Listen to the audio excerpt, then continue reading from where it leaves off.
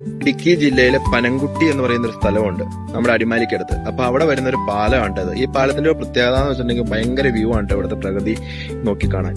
കണ്ട കോടമഞ്ഞൊക്കെ ഇറങ്ങിയിട്ട് നല്ല വ്യൂ ആ. ആ കാണുന്ന ഒരു KCBയുടെ പവർ ഹൗസ് ആണ് കേട്ടോ.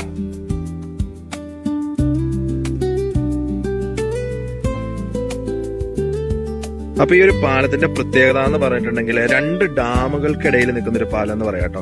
കാരണം അങ്ങേ സൈഡിൽ ഇതാണ്ട് അവിടെയായിട്ട് കല്ലാർകുട്ടി എന്ന് പറഞ്ഞൊരു ഡാമുണ്ട്, അതിന് കുറച്ചപ്പുറമായിട്ട്. അത് കഴിഞ്ഞിട്ട് ഈ ഇവിടേക്ക് വന്നു കഴിഞ്ഞാൽ ഇതിന്റെ എവിടെയായിട്ടാണെങ്കിൽ ഒരു നമ്മുടെ പാമ്പള എന്ന് പറയുന്ന ഒരു ഡാമുണ്ട്.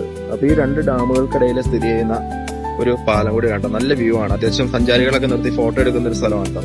അപ്പൊ വണ്ടിയൊക്കെ ഒതുക്കി വെച്ചിട്ട് നമുക്ക് വേണം 2 ഫോട്ടോ ഒക്കെ എടുക്കാൻ പറ്റുന്ന നല്ല അടിപൊളി സ്ഥലമാണ്. ഇപ്പൊ ഏറ്റവും കൂടുതൽ ഹൈഡ്രോ ഇലക്ട്രിക് പ്രോജക്റ്റുകളുള്ള ഒരു ജില്ലയാണ് നമ്മുടെ ഇടുക്കി എന്ന് പറയുന്നത്. അപ്പൊ ഇടുക്കിയിലാണെങ്കിൽ അവിടുന്ന് സേവ് ചെയ്യുന്ന വെള്ളം, ഡാമിൽ നിന്ന് സേവ് ചെയ്ത് ഒഴുക്കി വിടുന്ന വെള്ളം വന്ന് അടുത്തൊരു ഡാമിലാണ് ഇവിടെ സേവ് ചെയ്യും. അപ്പൊ അങ്ങനെ അവിടുന്ന് വീണ്ടും ആ വെള്ളം വേസ്റ്റ് ചെയ്യാണ്ട് തന്നെ കറണ്ട് ഉൽപ്പാദിപ്പിക്കുകയാണ്. അപ്പൊ ഈ വഴിക്കൊക്കെ മൂന്നാർ പോയിട്ടുള്ള ആൾക്കാര് ഒന്ന് പറയണം കേട്ടോ, അത്യാവശ്യം കമന്റ് ചെയ്യണം കേട്ടോ. മൂന്നാർക്ക് പോകാൻ പറ്റുന്ന നല്ലൊരു ട്രാഫിക് ഇല്ലാണ്ട് നല്ലൊരു എളുപ്പ വഴിയും കൂടിയാണ് ഈ പാലത്തിൽ കൂടെയുള്ള യാത്ര. പിന്നെ മൂന്നാർ യാത്ര ചെയ്യുമ്പോൾ സ്ഥിരം വഴിക്ക് പോകാണ്ട് ജസ്റ്റ് ഒന്ന് മാറ്റി പിടിച്ച് ഈ വഴിക്കൊക്കെ വന്ന് 2 ഫോട്ടോ ഒക്കെ എടുത്തിട്ട് പോകണം കേട്ടോ. അടിപൊളിയാണ്.